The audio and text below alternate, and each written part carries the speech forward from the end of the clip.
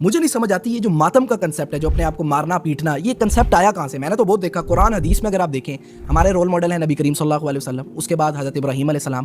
حضرت ابراہیم علیہ السلام پہ کتنی جو ہے وہ آزمائشیں آئیں, انہوں نے ماتم کیا. آپ صلی اللہ علیہ وسلم کو کتنی محبت تھی اپنے چچا امیر حمزہ جو کہ سید الشہداء ہیں, انہوں نے ان کے شہید ہونے پہ ان کا کلیجہ کیسے ٹکڑے, انہوں نے ماتم کیا؟ انہوں نے تو کوئی ماتم نہیں کیا. پھر آپ صلی اللہ علیہ وسلم کی جو فیملی ہے اہل بیت جن کو آپ کہتے ہیں, انہوں نے ماتم کیا؟ کہیں سے ثابت کر دیں, انہوں نے بھی نہیں ماتم کیا. صحابہ کی زندگی کو دیکھیں, انہوں نے بھی ماتم نہیں کیا. ایون کہ آپ صلی اللہ علیہ وسلم کی مستند حدیث ہے جس میں یہ فرما رہے ہیں کہ جو بندہ نوحہ کرے, اپنے آپ کو پیٹے, رخسار پیٹے, ماتم کرے, وہ بندہ ہم میں سے نہیں ہے. کیونکہ یہ بات لاجیکلی پروو ہی نہیں ہوتی, اس بات کا کوئی مطلب بنتا ہی نہیں ہے. گورے ہم پہ یہ دیکھ کے ہنستے ہیں کہ یہ کر کیا رہے ہیں. پھر مجھے پتہ چلا جب میں نے اور ڈیپ ڈاؤن دیکھا کہ یہ کنسیپٹ آیا کہاں سے ہے, یہ رسومات آئی کہاں سے, تو مجھے پتہ چلا ہندوؤں سے یہ رسومات آئی ہیں. یہ آگ پہ چلنا اور اپنے آپ کو دکھ دینا, یہ کرنا.